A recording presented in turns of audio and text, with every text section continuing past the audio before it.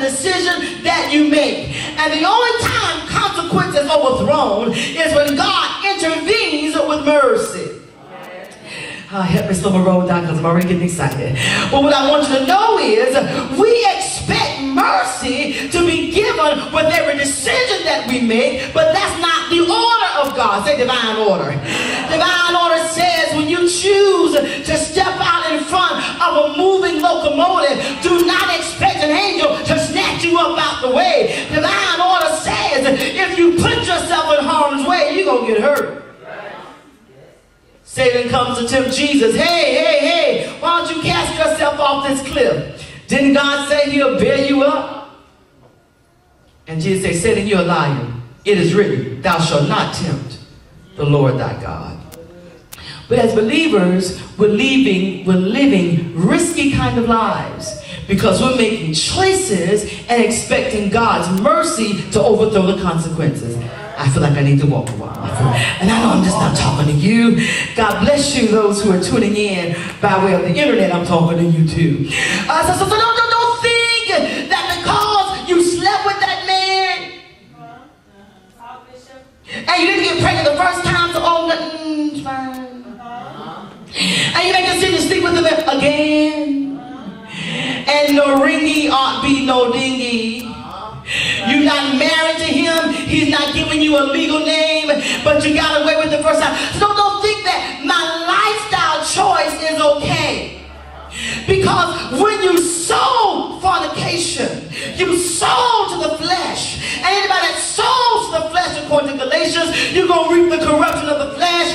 And it may not be this month, oh no, you didn't get pregnant. And it may not be next month, oh no, you didn't come up pregnant. It may be 10 years down the line when something's happening in your body and you can't explain it. And they're having to tell you, oops, so sorry, but you've been identified with being HIV positive, that you carry the virus that the naked eye could not see for more than 10 years in your body because you sold the deed. But because you didn't get caught, you thought you got away. Pregnancy is not the only result. And horrifically in Georgia, we have the highest rate of HIV teenagers in America. Between the ages of 12 and 19, we have the highest rate of babies who are HIV positive because somebody didn't tell them your actions got a consequence. Somebody told them, as long as you don't get pregnant, it's okay.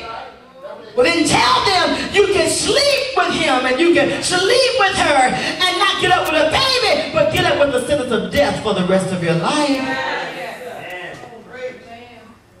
So you got to think, when you make a decision, have I considered the full parameters of the consequence? Look both ways before you cross the street. Choices that you make mean you got to understand, sow the deed, you reap the harvest of consequence. So what's going to happen if I go this route? I'm talking about choices that bring change. Number 7, have you considered, will this decision create a heavier weight of responsibility for me to bear? Many times we make decisions for all the right reasons, but we bite off more than we can chew. And we feel pressure to choose because we do not know how to set up healthy boundaries and use this one beautiful word called no.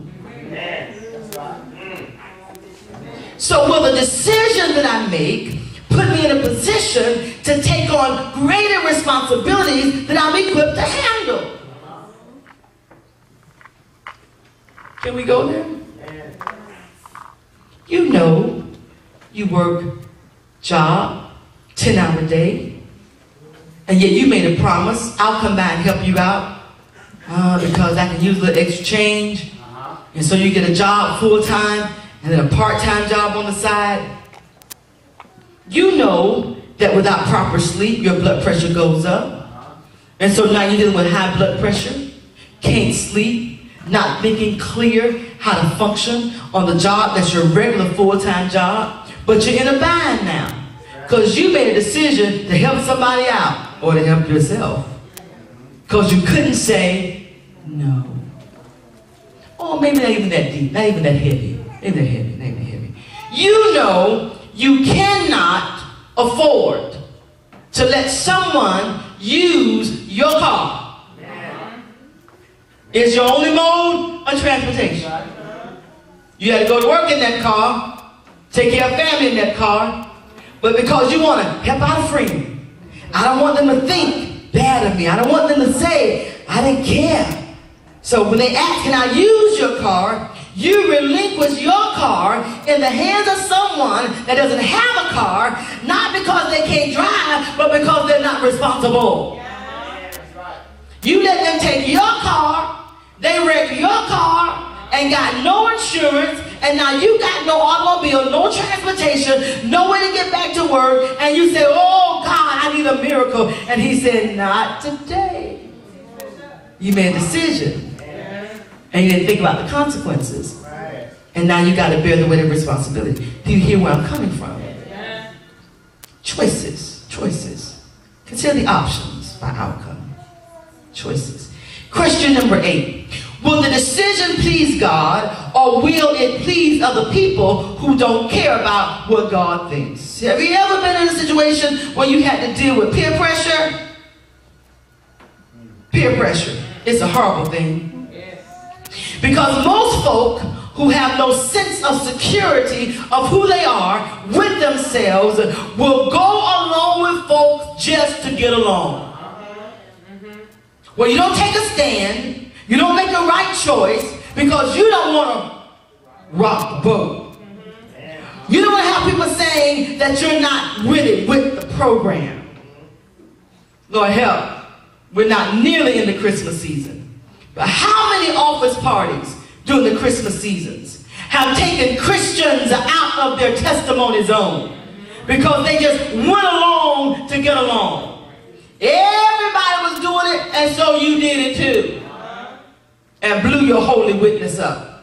Now they have no respect for you. Is the decision that you're making based on pleasing people or pleasing God that don't care about what God is saying? Ephesians 6:6-7 says, not with eye service as men pleasers, but as bondservants of Christ, doing the will of God from the heart, with goodwill doing service as to the Lord and not to men.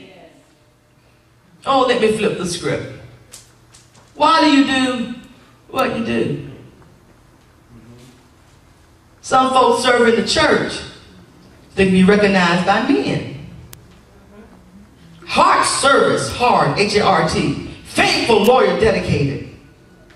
But their intent behind it is not to be a God pleaser, but so somebody can stroke them, call their name out and say, oh, good job. That's called the Master Syndrome. Choices, choices, choices, choices. Tap your neighbor and say, we got to make decisions that's going to bring change. Because our lives, well, you can't really speak for them, but because my life is set for purpose.